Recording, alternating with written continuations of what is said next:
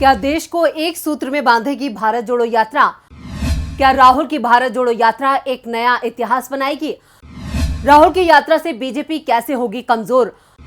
राहुल को मिल रहे समर्थन से क्यों बेचैन हुई बीजेपी? नमस्कार, मैं हूं परवीन शेख। आप सभी का हमारी स्पेशल रिपोर्ट में बहुत बहुत स्वागत है।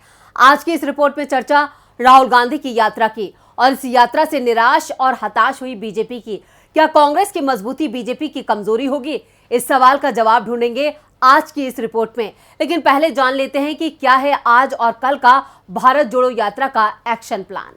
कांग्रेस की भारत जोड़ो पदयात्रा शुक्रवार को कोल्लम से फिर शुरू हुई और इस यात्रा में कांग्रेस नेता राहुल गांधी के साथ छत्तीसगढ़ के मुख्यमंत्री भूपेश बघेल भी शामिल हुए। मुख्यमंत्री बघेल ने राहुल गांधी के साथ सुबह 7 बजे से यात्रा शुरू की और सीएम बघेल 11 बजे तक पैदल मार्च करते नजर आए। इसके बाद पहले पड़ाव पर पहुंचकर मुख्यमंत्री बघेल शाम को रायपुर वापस लौट गए। अपनी इस यात्रा के दौरान सीएम बघेल ने मोदी सरकार पर निशाना साधा। मुख्यमंत्री बघेल ने कहा कि केंद्र सरकार के एजेंडे में सेवा नहीं है, आम आदमी की परेशानियों से उनको कोई मतलब नहीं है। राहुल गांधी पार्टी के वरिष्ठ नेताओं और सैकड़ों कार्यकर्ताओं ने एक दिन के ब्रेक के बाद केरल में कोल्लम जिले के पोलायथादु से भारत जोड़ो यात्रा शुरू की। कांग्रेस के वरिष्ठ नेता जयराम रमेश ने ट्वीट किया और एक दिन के आराम के बाद भारत जोड़ो यात्रा सुबह 6:45 बजे कोल्लम से फिर शुरू हुई। जयराम रमेश ने बताया कि राहुल गांधी जिले के निंदाकार में कुछ देर के लिए ठहरे। शुक्रवार के पहले पड़ाव में 13 किलोमीटर की दूरी तय की गई। केरल में 450 किलोमीटर की दूरी तय की जाएगी और इस दौरान 19 दिन में 7 जिलों को कवर किया जाएगा। उसके बाद यात्रा 1 अक्टूबर को कर्नाटक पहुंचेगी। कांग्रेस की 150 दिन चलने वाली भारत जोड़ो यात्रा की शुरुआत 7 सितंबर को तमिलनाडु के कन्याकुमारी से हुई थी और ये 12 राज्यों और 2 केंद्र शासित प्रदेशों से होकर गुजरेगी। राहुल की इस यात्रा को जनता का शानदार समर्थन मिल रहा है और आने वाले चुनावों में भी इस यात्रा से कांग्रेस को फायदा होने वाला है। राहुल की भारत जोड़ो यात्रा से बीजेपी काफी परेशान है। राहुल की यात्रा को मिल रहे जन समर्थन से साफ है कि ये यात्रा कामयाबी की इबारत लिखेगी। लेकिन राजनीति के जानकार इस यात्रा के बीजेपी के दबदबे वाले राज्यों से ना होकर गुजरने से सवाल उठा रहे हैं, खासतौर से यूपी से जहां बीजेपी काफी मजबूत है। इस सवाल को लेकर भी कांग्रेस ने अपना पक्ष रखा। तो क्या कहती है कांग्रेस, चलिए आपको बताते हैं। इस बार ऐसा देखने को मिल रहा है कि कांग्रेस अपने पूरे फॉर्म में है, जिससे देश में बढ़ती हुई बेरोजगारी, महंगाई से निपटने में अब बड़ी मदद मिलेगी। भारत जोड़ो यात्रा निकलने के कुछ ही दिनों में बीजेपी के बड़े से बड़े नेता इन दिनों कांग्रेस को घेरना चाहते हैं, जिससे राजनीतिक तौर पर और जनता के बीच ये मैसेज जाए कि बीजेपी कहीं से भी कमजोर नहीं है। वहीं उत्तर प्रदेश कांग्रेस प्रवक्ता विकास श्रीवास्तव ने कहा कि हम इसे एक बड़े गेम चेंजर के रूप में देख रहे हैं। बीजेपी की टी-शर्ट और निक्कर को लेकर हुई नफरत की राजनीति पूरी तरह फ्लॉप साबित हुई। अब भारत जोड़ो यात्रा को लेकर बीजेपी की बौखलाहट लगातार सामने आ रही है।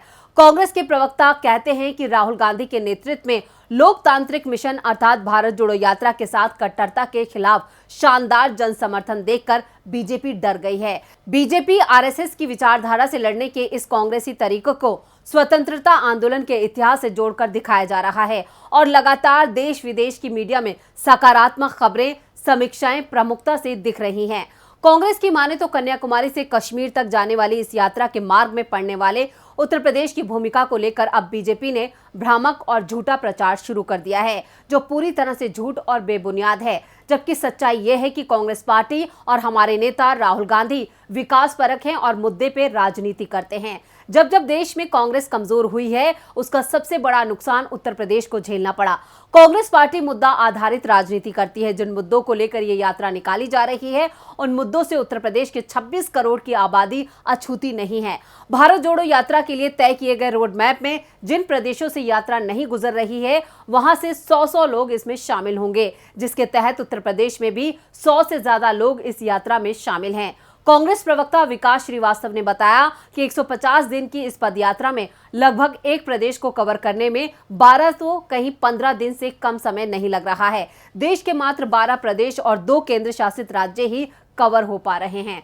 कांग्रेस प्रवक्ता विकास श्रीवास्तव ने साफ किया कि भारत जोड़ो यात्रा के मार्ग में मध्य प्रदेश, राजस्थान, दिल्ली और हरियाणा से जुड़े सीमावर्ती क्षेत्रों, बुंदेलखंड और पश्चिमी उत्तर प्रदेश में विशेष अभियान के तहत उत्तर प्रदेश कांग्रेस सांगठनिक नजरिए से काफी गंभीर है। जल्द ही प्रदेश में भी इसका असर देखने को मिलेगा। कांग्रेस की भारत जोड़ो यात्रा कई मायनों में काफी खास है। इस यात्रा से राहुल गांधी भी एक नए अवतार में नजर आ रहे हैं।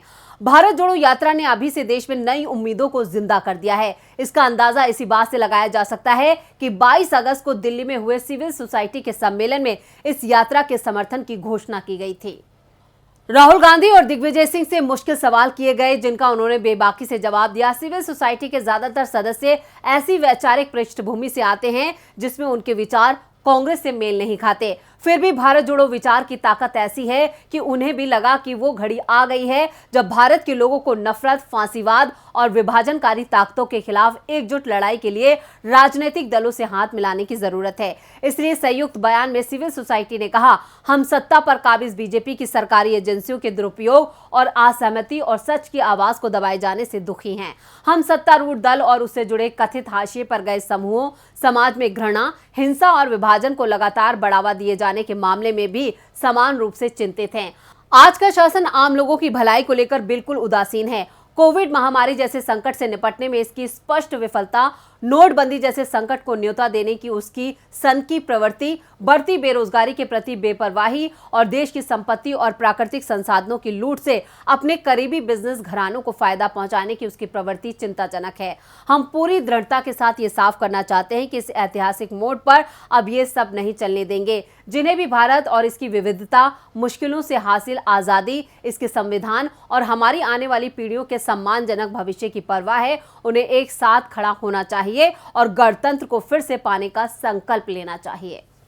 राहुल गांधी ने भारत जोड़ो यात्रा की शुरुआत में अपनी सभा में कहा था कि सिर्फ कांग्रेस ही नहीं, लाखों लोग आज भारत जोड़ो यात्रा की जरूरत को महसूस कर रहे हैं।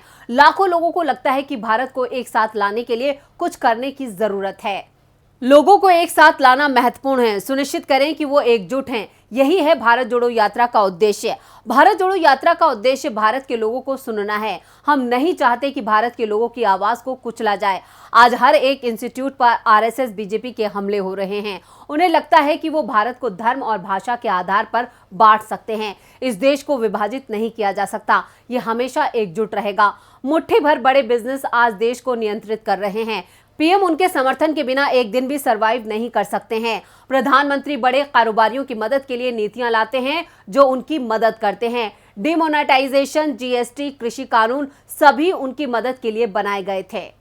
भारत जोड़ो यात्रा तमिलनाडु के कन्याकुमारी से केरल, आंध्र प्रदेश, कर्नाटक, तेलंगाना, महाराष्ट्र, मध्य प्रदेश, गुजरात, राजस्थान, यूपी, दिल्ली, हरियाणा और पंजाब होते हुए केंद्र शासित प्रदेश कश्मीर तक जाएगी। राहुल की ये यात्रा करीब 3570 किलोमीटर की है। इस यात्रा के जरिए कांग्रेस 372 लोकसभा सीटों पर फोकस कर रही है। तो ये थी हमारी स्पेशल रिपोर्ट। आपको हमारा ये वीडियो कैसा लगा, नीचे कमेंट बॉक्स में अपनी राय जरूर दें और इस वीडियो को ज्यादा से ज्यादा लाइक करें और शेयर करें। देखते रहिए डीबी लाइव। नमस्कार।